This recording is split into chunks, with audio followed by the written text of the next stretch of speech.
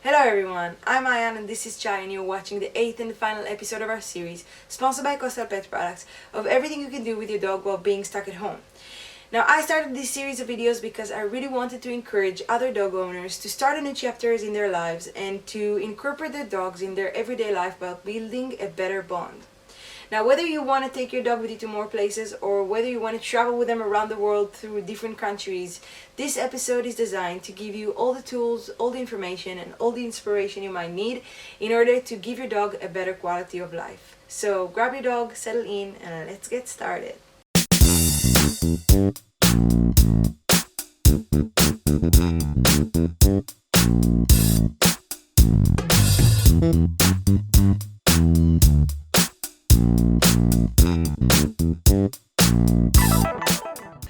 So, I want to start by talking about everyday situations that you can invite your dog to join to and how to do it in a way that doesn't compromise your own freedom. When you think about these everyday activities and imagine your dog being there with you, I'm sure that for many of you, the first thing that comes to mind is the amount of energy you're going to have to put to get your dog in control. So, I want to remind you that you have a choice. You can demand your dog to be there without disturbing. It's not going to happen in a day, but if you put in the work, if you teach your dog how is he expected to behave in each scenario, then he will eventually learn that it's worthwhile to be a good dog and do as you say, because that way he gets to be with you. Whether your dog doesn't stop barking or ruins everything in his path, whether he runs away or attacks other animals, there is always a way to work through these issues and find a neutral solution. You just have to put your mind to it and remember that the most important thing is that the presence of your dog should always make your life happier and never harder. When it comes to longer vacations and camping trips, things tend to get a little bit more complicated. There is a much higher chance that you'll find yourself in a tricky situation because your dog is there with you. In order to overcome this struggle, we want to have as many options of control over our dogs as we can. For example, if your dogs know how to stay and be relaxed, like we've shown on the first episode of this series, you can solve most problems by putting him in a safe place and asking him to stay and wait for you for a while. Another issue that can easily arise with taking your dog to long vacations or camping trips is a stressful environment that might frighten your dog, like crossing a narrow bridge or spotting a wild animal or being required to board a new type of transportation like a boat or a train. In episode 3, I gave you ideas of bonding games you can play with your dogs in your living rooms. And one of these games was building an obstacle course for your dog. Now that wasn't a random thing. It is highly important to encourage your dogs to face their fears. When you spot something that scares them, instead of walking away, you should face it together. It creates a level of independence in your dog and teach them to face challenges that will eventually lead them to become more intelligent and better adapted to new surroundings. And also, there will be many places that doesn't allow dogs off the leash, like nature reserves or city parks and so on. Now in episode 7 we spoke about all of the benefits that a long leash has. And in cases like this, the long leash can be a lifesaver because it makes the difference between having your dog right by your side and knowing and frustrated than giving him a huge amount of space to explore around you peacefully. Now, I know there are many of you who are watching this video who has bigger dreams. So for all of you who would like to take longer trips with your dogs or visit different countries or set out to unknown adventures, first you need to ask yourself, is this really going to make me and my dog happy? Taking your best friend to a crazy adventure this way is an amazing experience, but it also includes a lot of challenges that you might have never even thought of. Ultimately, you're here to enjoy a trip, and if bringing your dog along might cause difficulties or stress or prevent you from experiencing this trip the way you envisioned it, then everybody loses. The first thing I say to everyone who asks me about traveling with their pets is that the only people I would recommend to do that are those whose traveling with their dogs is their first priority and everything else is negotiable. Now, I would like to share with you a set of issues that I really think you need to take under consideration before you set out on these crazy adventures of yours. So let's review them one by one. We'll start with the most important thing, the import permits. If you want your dog to visit a different country, you first need to understand what are the requirements of that country. You can do this by contacting a local agriculture department or consulting with a company that helps transporting pets to other countries. Only after you understand all of the requirements, the timeline in which things need to happen, and the consequences, you can proceed to planning the means in which you get there. Flights. If you plan to fly to your destination, you need to contact different flight companies and let them know you're interested in flying with your dog. Ask them for prices and regulations and choose the one you feel most comfortable with. Most companies allow dogs under 8 kilograms to fly with you in the cabin. If your dog weighs more than that, they will probably need to fly in a cage in the cargo. The flight itself can be a very traumatic experience. If your dog is anxious and is not used to different means of travels, I would recommend you to reconsider. Either way, there is a lot of pre-work you can and should do to prepare your dog for a flight. You can find more thorough information about flying with dogs in the link that I attached in the description box below. Accommodation. If you're planning to stay in hostels, hotels, or Airbnbs, you should take under consideration that most do not allow pets. In developed touristic cities, you might find more options. Also, in third world countries or very remote places, the rule might be less strict and you can try and argue for some sort of solution. Bottom line though, traveling with your pets adds a lot of difficulty when it comes to finding accommodation and requires organizing in advance and doesn't leave much room for improvisations. Transportation. In most countries around the world, pets are not allowed on public transportation. That means that you'll be very limited in your ability to move around. For that reason, in my eyes, traveling with your pet without your own vehicle is just too limiting, and I would highly recommend to consider your own means of transportation.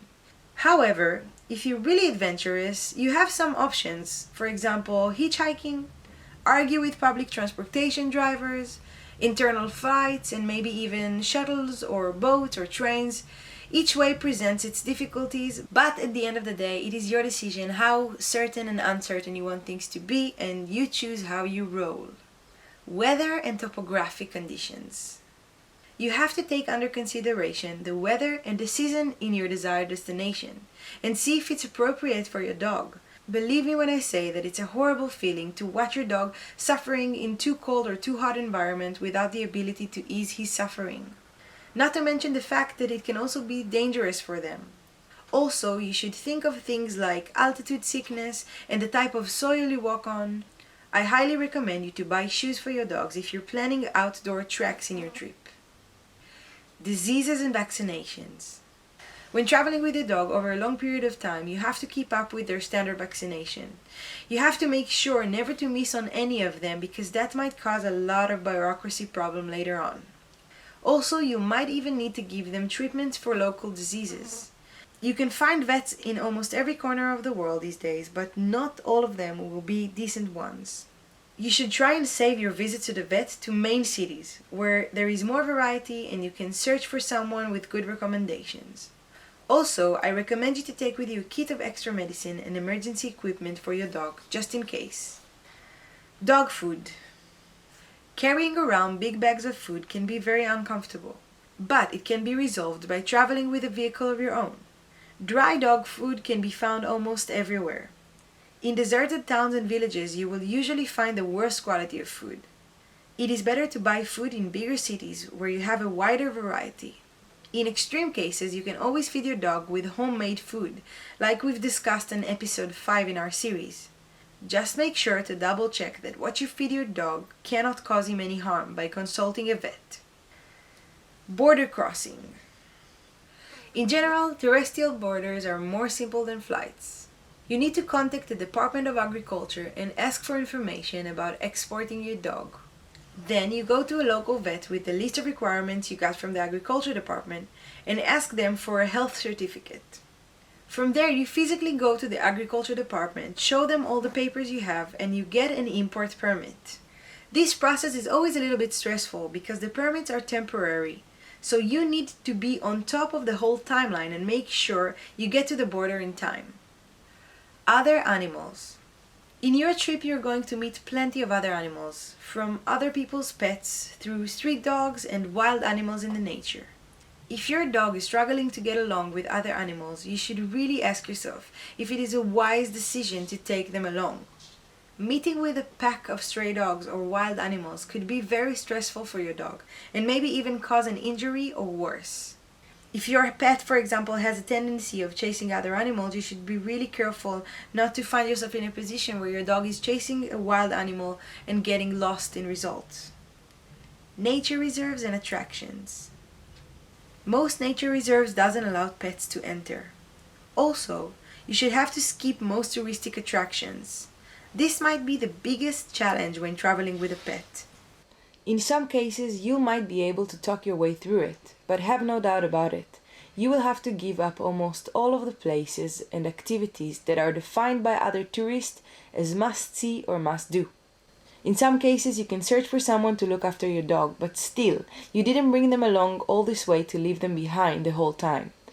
The matter of a fact is that traveling with your dog will force you to have a different type of trip and will not allow you to follow the touristic route. Errands. This category is more relevant for people who would like to travel alone, but still important for everyone. We often find ourselves dealing with a lot of errands through a long trip. It can be buying groceries, renewing visas, or getting a local SIM card, and many, many more. You must ask yourself, what will I do with my pet in these occasions? And there is no magic solution. This is an issue that requires a lot of flexibility and also holds some risks. In my case, Chai would wait outside without a leash. I trusted him not to run away and hoped that if someone would try to steal him, he would be smart enough to escape and will find a safe place to wait for me until I return. And so it was. But I would be lying to you if I told you there wasn't a part of me that was terrified every time we were in this situation. Now I understand that most dogs are not like that. And sometimes you can maybe ask for someone to look after your dog until you come back, but eventually you must understand that traveling with your dog forces you to face this kind of challenge on a daily basis. Adapt your dream adventure to your dog. Now, after giving you a lot of thinking material, I want to try and reach your heart and remind you once again that traveling with your dog is a very, very challenging experience. If you really love your dog that much that you want them to join you on this adventure, then you have to be completely sincere and plan this adventure so that you can both enjoy it. And one more note from one dog lover to another. As much as I've been trying throughout this series to encourage you to incorporate your dog in your everyday life, unfortunately, I have to add that the world is not ready for us to invite our dogs to join our lives to the full extent. There are just too many difficulties, too many challenges, too much bureaucracy. And the only way this will ever change is if we increase the demand. If we insist that our dogs will not sit at home all day, but join us to restaurants, to theaters, to flights and trains and hotels. I know it sounds cheesy, but it's true. The more of us out there, the more effect we have on the world. So grab your dog, make them your best friends, make them your companions, teach them how to be good dogs, and show the world that they have the right to join us on everything that we do. And together, we might slowly make this world dog-friendlier, one step at a time. Thank you Gosa Pet Products for sponsoring this video and for providing us with all of the amazing products that you've seen featuring throughout this series. This project could have never seen light without your tremendous support, and I'm truly grateful for this cooperation. And now, finally, my friends, go grab your dog, give them a wet kiss and tell them that they're good dogs. And until we see each other on the next adventure, take care of each other, thank you for watching, and enjoy getting back to routine.